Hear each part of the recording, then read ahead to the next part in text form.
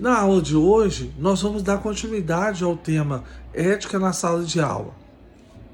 Por que é importante a gente enfatizar? Nós enfatizamos isso porque a ética ela busca o posicionamento democrático, ela dá abertura para que todos possam ser ouvidos e que a opinião de todos, inclusive das minorias, possam ser ouvidas e discutidas, né? Então, ou seja, falar em ética é falar em democracia, falar em ética é falar em liberdade de expressão.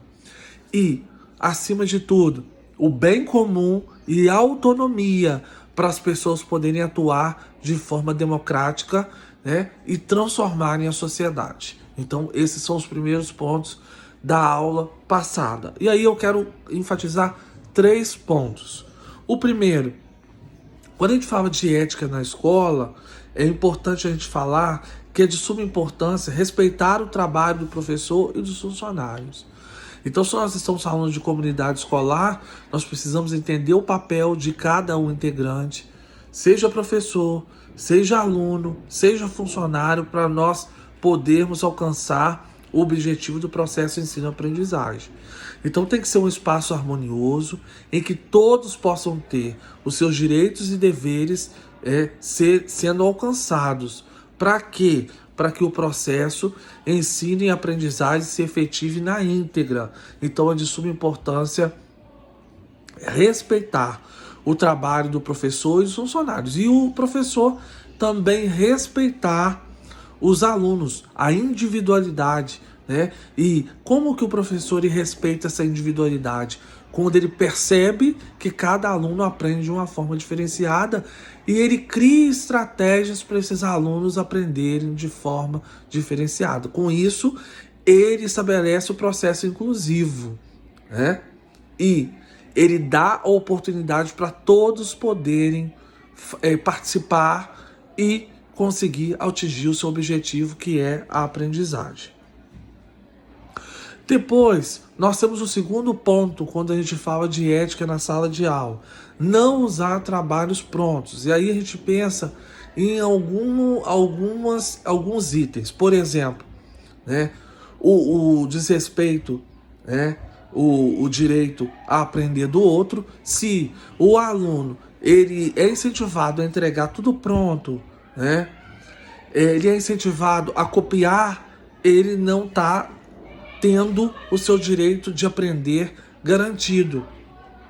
Então, é de suma importância o incentivo para o aluno não colar, né? Não realizar o plágio ou autoplágio. E também o professor trabalhar no espaço escolar a questão do bullying, porque o bullying tem interferido também de uma forma negativa no processo ensino-aprendizagem, né? Então, é de suma importância isso ser enfatizado. Depois, né, eu quero ressaltar que quando o aluno ele usa algo plagiado ou autoplagiado, ele está usando de má fé. Isso é um crime previsto na Constituição Federal. Então é muito importante a gente ressaltar isso. Isso não acontece no ensino superior. Mentira. Isso não acontece no ensino fundamental e no ensino médio. Mentira. Isso acontece, isso é verídico e é algo recorrente. Por isso é de suma importância a gente enfatizar a importância disso não acontecer, né? Por quê? Porque a partir do momento que isso acontece, nós estamos usando má fé.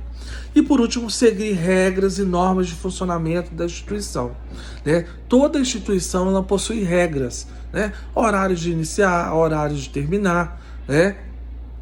Dias das avaliações, né? E outras coisas mais que são estabelecidas e que são criadas. Isso tudo ajuda o aluno a se preparar para o mercado de trabalho, né? Porque quando ele for para o mercado de trabalho, ele vai ter que obedecer regras, né? E é na escola que se cria essas estratégias para a obediência de regras. Então, quando a gente observa esses 3 tópicos, a gente passa a analisar a importância da ética na escola. Primeiro, respeitar o trabalho do professor e dos funcionários, né? Usar da busca do conhecimento e não da reprodução desse conhecimento, copiando trabalhos prontos, e seguir regras e normas institucionais. Isso vai facilitar, né, com que o trabalho na escola seja um trabalho profícuo e o processo de ensino-aprendizagem se efetive.